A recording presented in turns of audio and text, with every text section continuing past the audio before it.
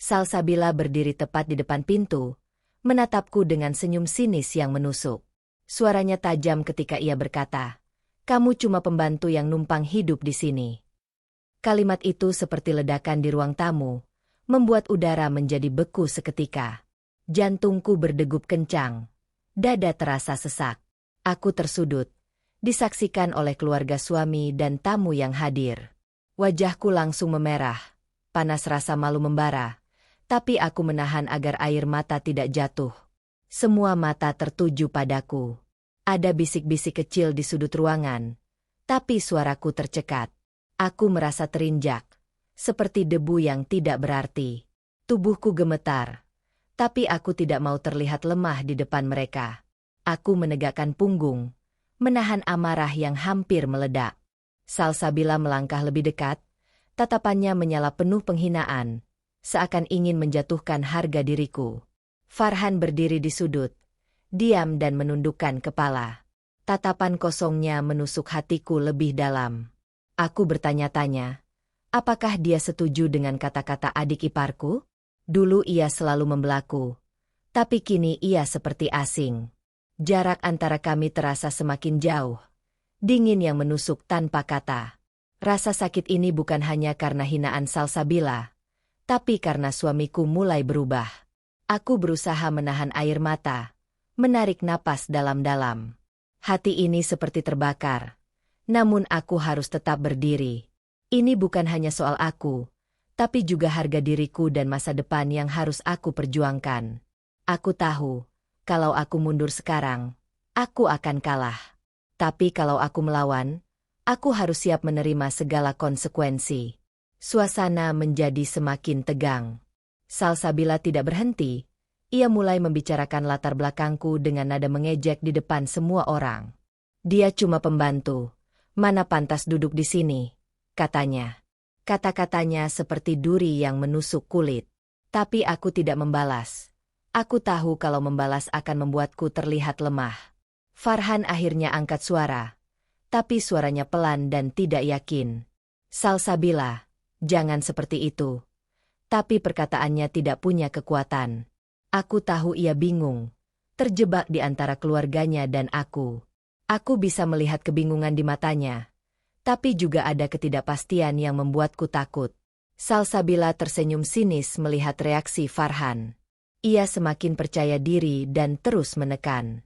Aku tahu kalau ini bukan hanya tentang aku, tapi tentang kekuasaan dan status dalam keluarga ini. Aku dipaksa berdiri di bawah bayang-bayang mereka, tapi aku tidak akan membiarkan itu terjadi. Aku mengambil keputusan. Aku tidak akan membiarkan hinaan ini menjadi akhir dari cerita hidupku. Aku akan membuktikan siapa aku sebenarnya, tapi bukan dengan kata-kata sekarang. Aku akan menunjukkan dengan tindakan. Tiba-tiba, pintu belakang terbuka. Seorang pembantu lain masuk membawa surat. Semua orang terkejut. Aku mengambil surat itu dengan tangan gemetar. Surat itu berisi sesuatu yang akan mengubah semuanya. Salsabila dan keluarganya menatapku dengan penasaran dan cemas. Aku menatap surat itu, merasakan sesuatu yang tidak bisa aku jelaskan. Ini bukan hanya tentang kata-kata kasar tadi. Ada sesuatu yang lebih besar yang tersembunyi. Aku menarik napas panjang, menyiapkan diri untuk menghadapi kenyataan yang akan terbuka.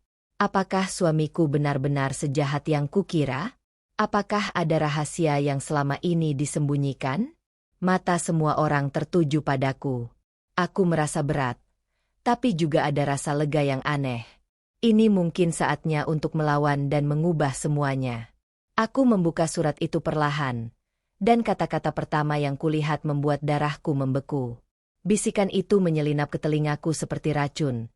Dia bukan bagian keluarga, hanya beban. Tubuhku membeku seketika. Dada terasa berat. Jarak di antara aku dan mereka semakin nyata. Dingin menusuk sampai tulang. Farhan berdiri di seberang ruangan.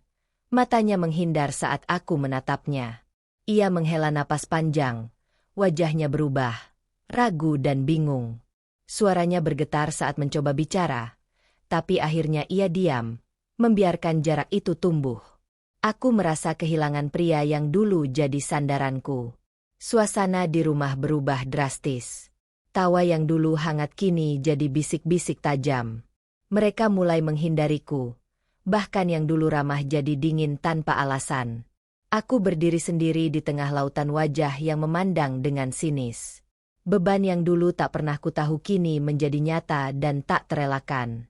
Malam itu, aku terjaga sendirian, mendengar suara langkah di lorong yang semakin jauh dari kamarku. Farhan yang dulu selalu menemani kini malah menjauh. Aku tahu, hubungan kami sudah retak, dan aku tak lagi jadi prioritas. Hari berikutnya, sikap Farhan berubah lagi. Ia tak lagi menyapa hangat, hanya ucapan singkat yang terasa kaku. Aku mencoba mendekat, tapi ia menyingkir, seolah takut tersentuh. Hati ini hancur perlahan, tapi aku berusaha tidak terlihat lemah. Keluarga lain mulai membuka jarak. Undangan acara keluarga datang tanpa namaku. Aku tahu itu bukan kebetulan. Salsabila bahkan lebih terang-terangan menunjukkan kebencian. Ini bukan hanya perang status, tapi penghinaan yang kubayar dengan kesendirian. Aku merasakan tanah yang kuinjakan runtuh di bawah kakiku. Tempat yang dulu kusebut rumah kini berubah jadi neraka kecil. Tapi aku sadar, mundur bukan pilihan. Aku harus bertahan, meski sendirian. Suatu sore, aku mendengar percakapan rahasia dari dapur. Suara mereka penuh kebencian dan rencana yang melibatkanku sebagai kambing hitam. Aku menyembunyikan diri, tapi kata-kata mereka menusuk lebih dalam daripada pisau. Farhan terdengar ikut bicara, membela sisi mereka. Itu pengkhianatan yang paling menyakitkan. Aku tahu, kepercayaanku padanya harus diuji lagi, dan aku belum tahu apakah ia masih berdiri di sisiku atau sudah hilang untuk selamanya. Malam itu, aku memutuskan untuk tidak diam. Aku harus menemukan cara agar rasa sakit ini tidak sia-sia. Aku berjanji pada diri sendiri, aku akan bangkit dan membalikan keadaan, walau harus menghadapi badai sendirian.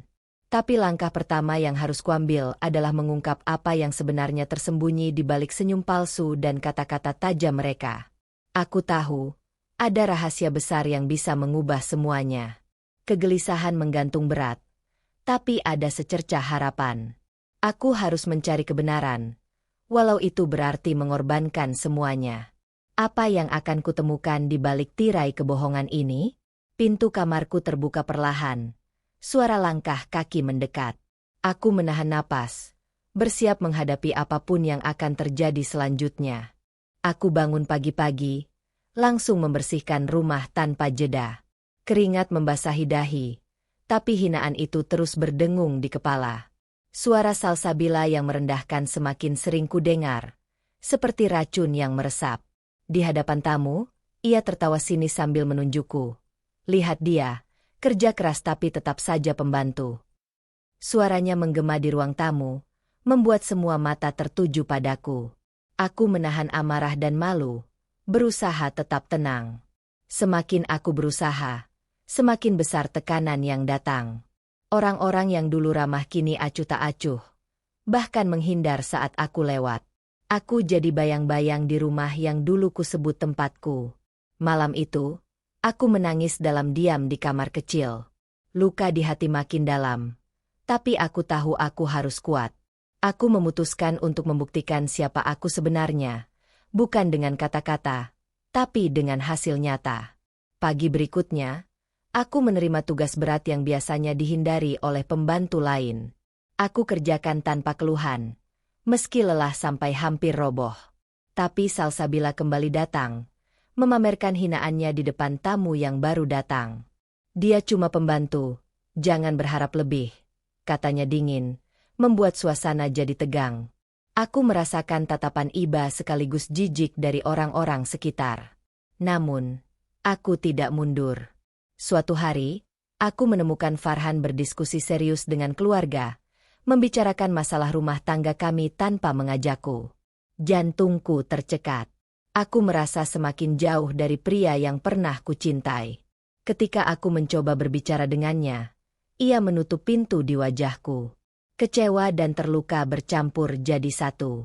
Aku mulai menyadari bahwa perjuanganku bukan hanya melawan hinaan, tapi juga kehilangan cinta suami. Dalam sepi, aku menyusun rencana. Aku tidak bisa terus-menerus jadi korban. Aku harus bangkit dan mengubah pandangan mereka, meski harus melawan sendirian. Hari demi hari, aku bekerja lebih keras. Tapi semakin aku berjuang, hinaan Salsabila dan keluarganya semakin menjadi-jadi. Mereka tidak segan menebar fitnah agar aku terlihat rendah di mata semua orang. Aku sering melihat tatapan merendahkan dari tetangga dan saudara jauh yang datang ke rumah. Ini bukan lagi soal harga diri, tapi pertarungan hidup dan mati. Di tengah tekanan itu, aku menerima kabar buruk. Ibuku sakit parah. Berita itu membuat hatiku remuk. Tapi aku tahu aku tak bisa pulang sekarang. Aku terjebak di antara pertarungan yang tak berkesudahan di sini. Kesedihan dan rasa kesepian semakin menekan. Tapi aku menolak menyerah. Aku janji pada diriku sendiri, ini bukan akhir cerita. Aku harus tetap berdiri dan melawan. Salsabila makin lancang. Suatu hari ia menertawakanku di depan kerabat jauh yang datang berkunjung. Aku hanya menatapnya dalam-dalam, menyimpan dendam yang belum terbalas. Perjuanganku terasa seperti berjalan di jurang. Setiap langkah makin berat. Tapi aku tak boleh jatuh. Aku harus bertahan, meski sendirian dan terluka. Namun, aku mulai menyadari sesuatu. Ada rahasia yang tersembunyi di balik kebencian mereka. Sesuatu yang jika aku temukan, bisa mengubah segalanya. Aku mulai mengawasi, mendengar, dan mencatat setiap gerak-gerik mereka. Aku tahu, saatnya untuk membuka tabir gelap ini sudah dekat. Langkah pertama telah kuhitung dengan hati-hati. Aku tahu, sekali salah melangkah, aku bisa kehilangan segalanya. Tapi aku tak takut. Aku siap membayar harga apapun demi membuktikan bahwa aku bukan pembantu yang mereka anggap selama ini. Dan inilah titik balikku, awal dari pertarungan yang sesungguhnya. Aku membersihkan kamar tamu dengan langkah berat. Tanganku gemetar saat membuka laci meja kecil. Ada amplop lusuh yang terselip di dalamnya. Hatinya berdegup lebih kencang saat aku mengeluarkan surat itu. Tulisan tangan Farhan tertera jelas di amplop itu. Detik berikutnya, aku merobeknya perlahan. Takut dan penasaran menyelimuti. Saat membaca, dunia di sekitarku tiba-tiba berubah menjadi hampa. Kamu tidak pernah kucintai. Begitu bunyi kata pertama yang aku baca. Dada ini seolah diremas kuat. Rasa sakit menyebar cepat ke seluruh tubuh. Aku tahu ini bukan surat biasa. Ini pengakuan pahit yang selama ini tersembunyi. Surat itu mengungkapkan bahwa pernikahan kami bukan atas dasar cinta, tapi hanya karena tekanan keluarga. Farhan menyesal, merasa terjebak dalam kebohongan yang dia ciptakan sendiri. Aku terpaku. Kata-kata itu seperti pisau tajam yang menusuk hatiku. Salsabila tidak hanya menghina aku, tapi selama ini juga menjadi saksi bisu pengkhianatan terbesar. Aku merasa semua yang kupercaya hancur berkeping-keping dalam sekejap. Kamar yang dulu kuanggap tempat perlindungan kini menjadi tempat pengkhianatan terungkap. Aku menahan tangis, tapi rasa sakit ini sulit tertahankan. Surat itu jadi bukti nyata bahwa suamiku selama ini pura-pura. Kata-kata terakhir di surat itu membuatku terpaku. Farhan menulis bahwa ia takut aku akan meninggalkannya jika kebenaran ini terbongkar. Aku merasa dipenjara dalam kebohongan yang dibuat olehnya sendiri. Tiba-tiba, suara langkah kaki mendekat. Aku buru-buru menyembunyikan surat itu. Tapi jantungku sudah berdegup tak beraturan. Apa yang akan terjadi jika mereka tahu aku menemukan rahasia ini? Aku tahu, hidupku tidak akan pernah sama lagi. Ada dinding tebal yang tiba-tiba muncul di antara aku dan suamiku. Aku harus memilih, diam dan terus tersiksa, atau buka suara dan hadapi konsekuensinya. Tapi keputusan itu belum bisa kuambil sekarang. Aku harus menyusun strategi, merencanakan langkah selanjutnya dengan hati-hati. Sementara itu, rahasia ini menjadi beban besar yang aku bawa sendiri, tersembunyi di balik senyum palsu yang kuperlihatkan setiap hari. Apa yang akan kulakukan dengan kebenaran yang menghancurkan ini? Langkah kakiku terasa berat saat aku keluar dari kamar itu. Di luar sana, dunia menunggu jawaban yang belum bisa kuberikan. Air mataku jatuh tanpa bisa kutahan saat membaca surat itu. Tubuhku gemetar hebat, tapi aku menahan diri agar tidak terduduk di lantai. Aku tahu, aku harus tetap berdiri, tidak boleh kalah. Sakit yang menusuk hatiku berubah menjadi bara yang membakar semangat. Aku menutup surat itu dengan tangan gemetar, lalu menghapus air mata yang masih menetes di pipi. Ini bukan waktu untuk lemah. Langkah pertamaku adalah merencanakan pembalasan yang bukan sekadar balas dendam, tapi pembuktian harga diri. Aku harus membalikkan keadaan tanpa menjatuhkan diriku sendiri. Malam itu, aku duduk di sudut kamar, merancang strategi dengan pikiran yang jernih meski hati masih bergejolak. Setiap langkah harus terukur. Setiap kata yang akan aku ucapkan harus punya kekuatan. Aku tahu, balasanku harus membuat mereka menyesal tanpa harus terjebak dalam kebencian yang sama. Ini tentang keadilan, bukan perang kata-kata kosong. Keesokan harinya, aku mulai mengumpulkan bukti-bukti kecil, kata-kata kasar Salsabila yang direkam diam-diam, sikap dingin keluarga yang kutangkap lewat foto dan pesan. Semua akan kugunakan untuk melindungi diriku. Salsabila tidak pernah menyangka aku diam dan mengumpulkan kekuatan. Ia terus menghina dengan percaya diri, tapi aku menyimpan semuanya sebagai senjata rahasia.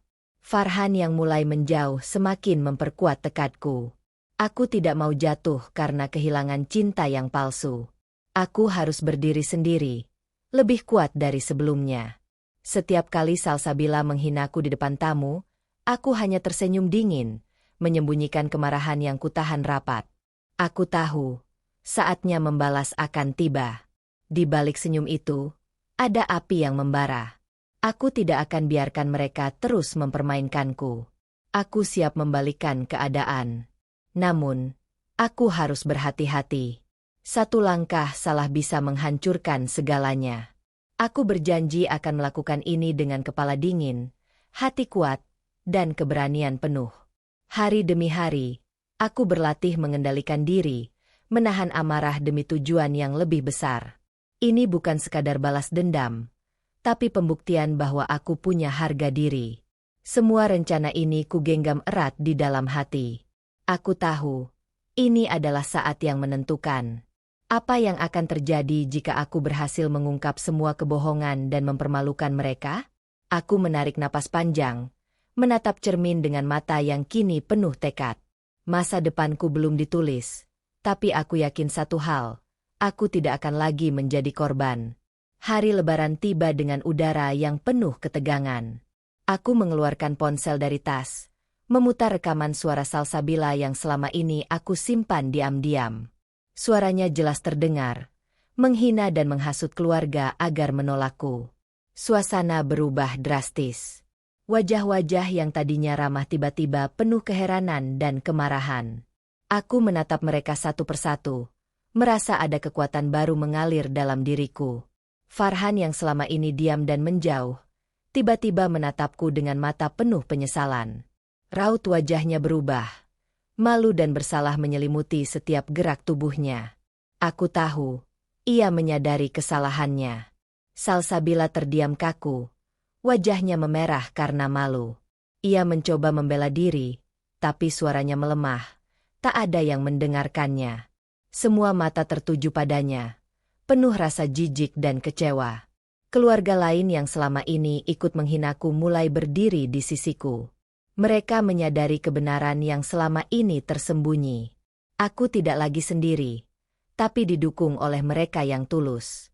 Farhan maju ke depan, mengucapkan permintaan maaf dengan suara bergetar. Aku melihat air mata mengalir di pipinya, tanda penyesalan yang dalam.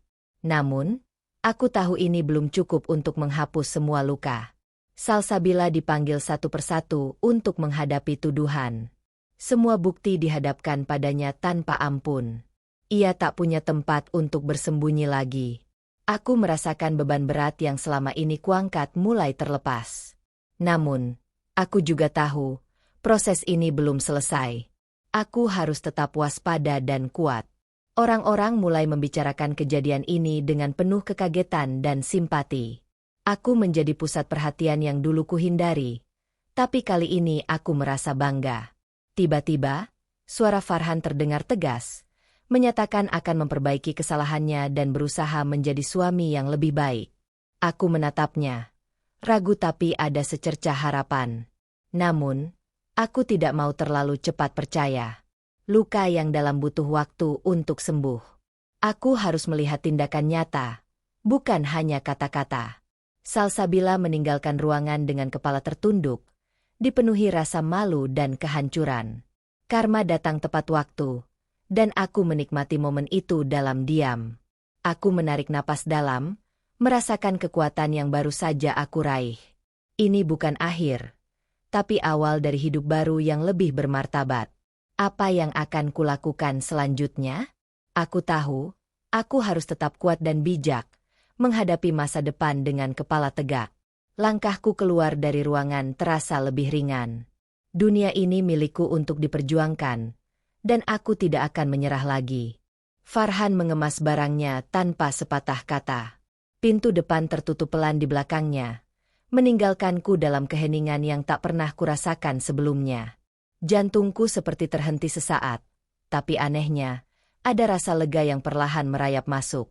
Air mata mengalir, tapi bukan karena kehilangan, melainkan kebebasan yang mulai kurasakan.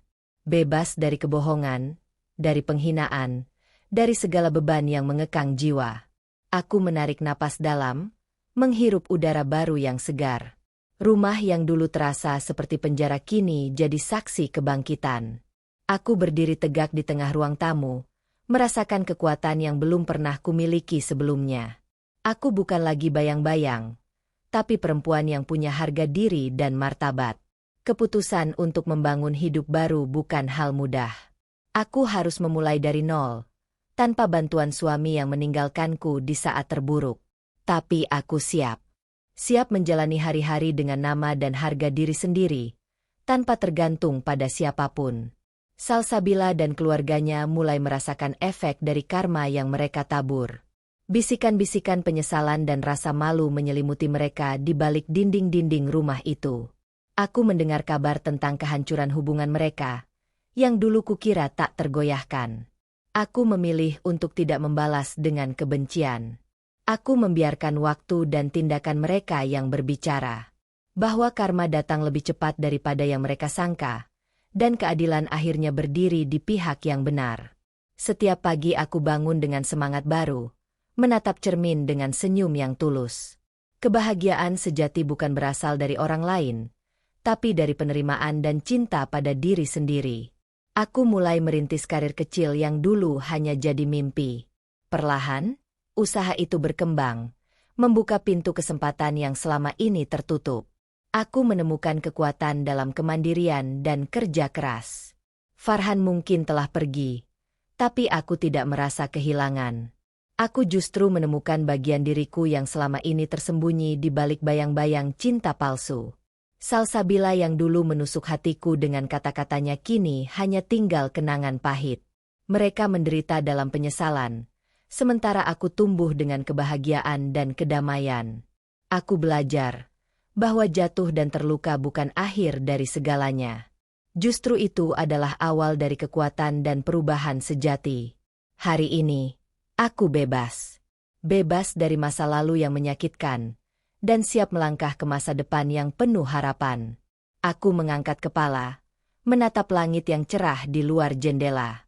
Dunia ini milikku untuk dijalani, dengan nama dan harga diriku sendiri. Dan aku tahu, perjalanan ini baru saja dimulai.